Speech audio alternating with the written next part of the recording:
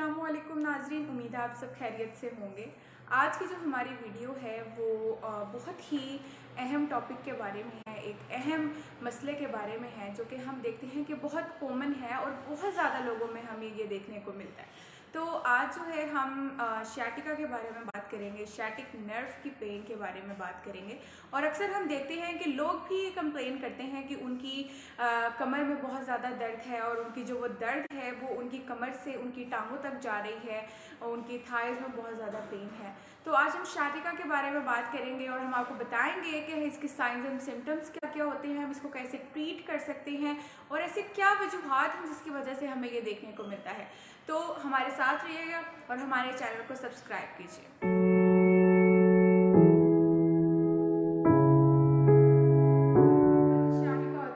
वो हमारे नर्व की कंप्रेशन की वजह से होती है। हमारी बॉडी में एक लॉन्गेस्ट नर्व है जिसको हम शैटिक नर्व कहते हैं, और अगर ये नाड़ कंप्रेस हो गई है हमारी एक्टिविटीज़ की वजह से या किसी भी मसले की वजह से, मसल सूज गया है, मसल इन्फ्लेम्ड हो गया है जिसकी वजह से उस पर प्रेशर पड़ रहा है, तो हमारी जो नर्व होती है वो कंप्रेस हो जाती है और पेशेंट जो है वो पेन फील करता है। इसके अलावा भी वेरियस अदर सिम्टम्स होते हैं।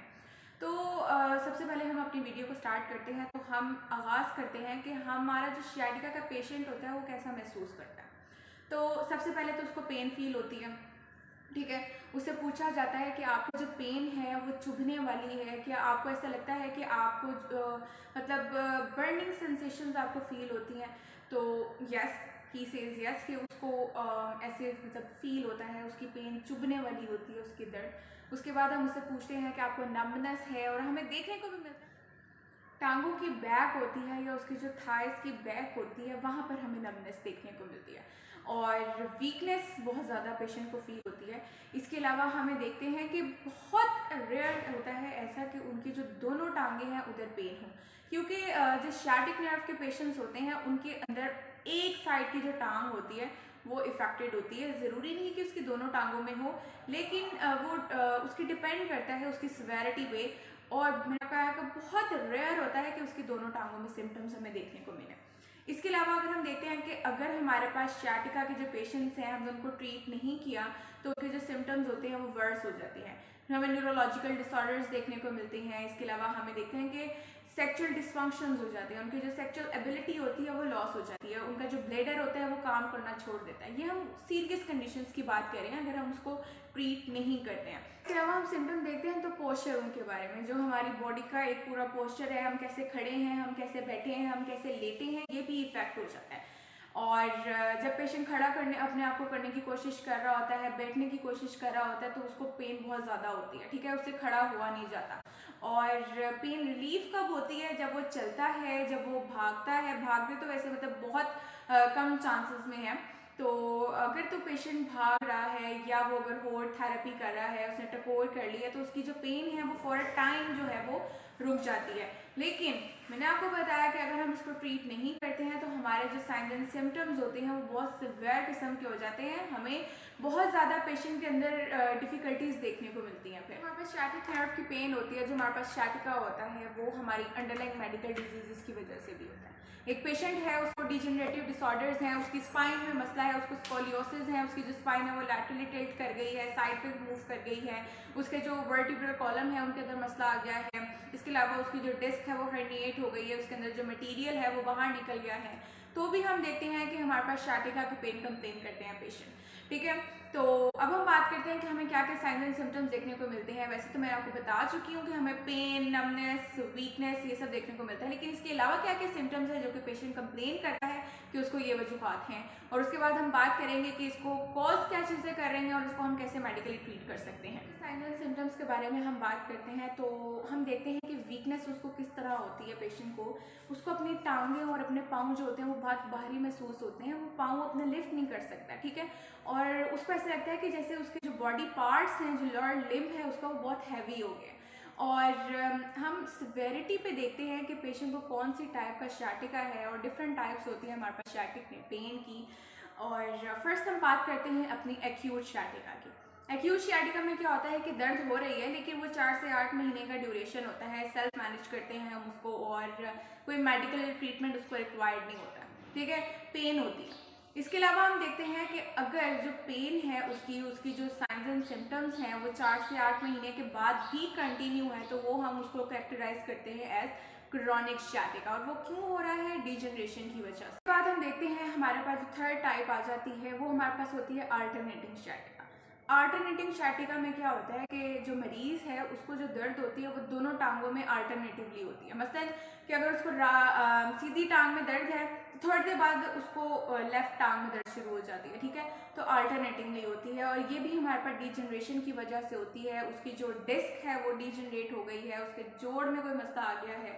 और जो लास्ट हमारे पास टाइप होती है वो बायलैटरल sciatica होती है। बायलैटरल sciatica में क्या होता है कि पेशेंट को जो दर्द है वो टांगों में एक साथ होती है, दोनों टांगों में, ठीक है। और इसकी वजह क्या होती है कि उसकी जो पीछे रीढ़ की हड्डी है उसमें कोई मसला हो गया है, जिसकी वजह से उसकी जो डिफरेंट उसकी जो नाड़ें हैं उसमें डिजनरेशन की वजह से वो कंप्रेस हो गई हैं और पेशेंट पेन कंप्लेन करते हैं अपनी दोनों टांगों में एट द सेम टाइम। और ये बहुत रेयर हमारे पास टाइप होती है। अब हम बात करते हैं कि हमारे पास क्या क्या कॉजेज हैं sciatic नर्व की पेन के। तो सबसे पहले हमने बात की कि हमारे पास हर्निएशन है। हर्निएशन होता क्या है? हमारी जो 90% sciatic नर्व की कंप्लेन के लिए पेशेंट्स आते हैं उनकी जो डिस्क होती है वो हर्निएटेड होती है। क्या होता है कि पेशेंट ने बहुत ज़्यादा हैवी लोड उठाया है जिसकी वजह से, फॉर एग्जांपल ये स्पाइन है, लोड पड़ा, वो एकदम कंप्रेस हो गई उसकी स्पाइन, तो उसकी जो रीढ़ की हड्डी है तो उसके अंदर जितना भी मटेरियल था वो उससे बाहर मूव कर गया, उसके जितने भी इंपॉर्टेंट न्यूट्रिएंट्स थे वो उसकी डिस्क से बाहर आ गए हैं, जिसकी वजह से वो प्रेशर क्रिएट करता है उसकी नाड़ पे और पेशेंट जो है वो नर्व कंप्लेन करता है।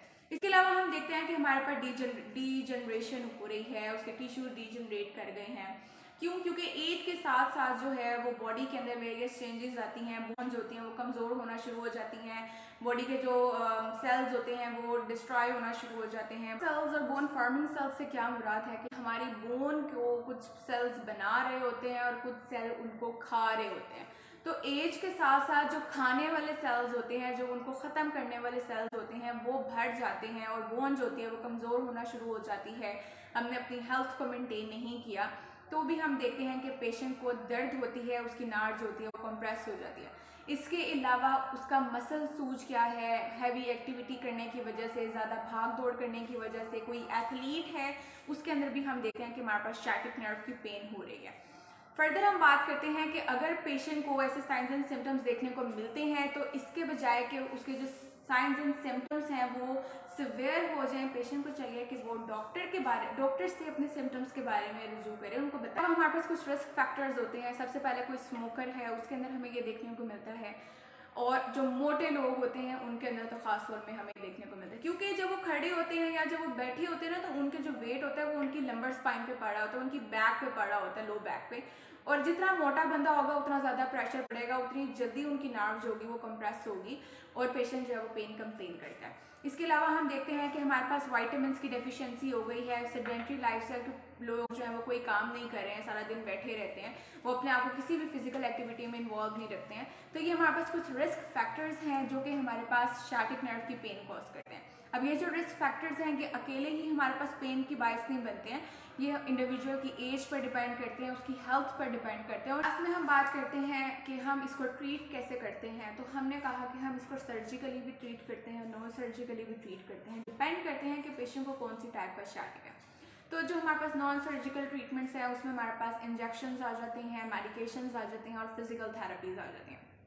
फिजिकल थेरेपी में क्या इंक्लूड होता है, हम पेशेंट की स्ट्रेंथ के बारे में देखते हैं। चूँकि उसकी स्ट्रेंथ वीक है, उसके मसल्स वीक थे, इस वजह से उसको पेन हो रही है, तो हम उसके जो थाई के मसल्स होते हैं जो कि हैमस्ट्रिंग्स हैं उनको स्ट्रेच करते हैं, उनके अंदर स्ट्रेंथ लेकर आते हैं। उनके जो कोर मसल्स हैं, उनके जो एब्डोमिनल, उनके जो लंबर स्पाइन, उनके जो बैक के मसल्स हैं उनको हम स्ट्रेंथ प्रोवाइड करते हैं, उनकी जो एक्टिविटी होती है उनको इंक्रीज़ करते हैं ताकि पेशेंट जो है वो वीकनेस ख़त्म कर सके। इसके अलावा हम जो एक्सरसाइजेज होते हैं वो रिकमेंड करते हैं, वॉकिंग, रनिंग, स्विमिंग, ये बहुत हेल्पफुल होती हैं पेन को रिड्यूस करने के लिए और पेशेंट को नॉन सर्जिकली ट्रीट करने में। और वो मरीज़ जिनकी जो डिस्क के अंदर का जितना भी मटेरियल होता है, जितने भी न्यूट्रिएंट्स होते हैं, हम उनको इनकरेज करते हैं। वो कैसे इनकरेज होते हैं, कैसे मटेरियल उन डिस्क के अंदर मूव करें, तो हम उनको एरोबिक एक्सरसाइजेस के बारे में बताते हैं। एरोबिक एक्सरसाइजेस में हमारे पास रनिंग, वॉकिंग, स्विमिंग, ये एक्सरसाइजेस आ जाती हैं और ये बहुत हेल्पफुल होती हैं उनको ट्रीट करने में।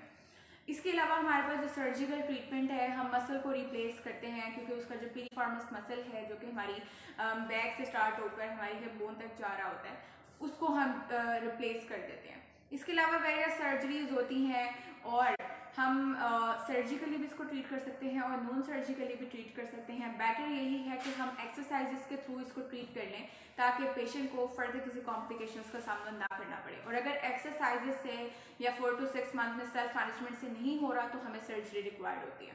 Thank you.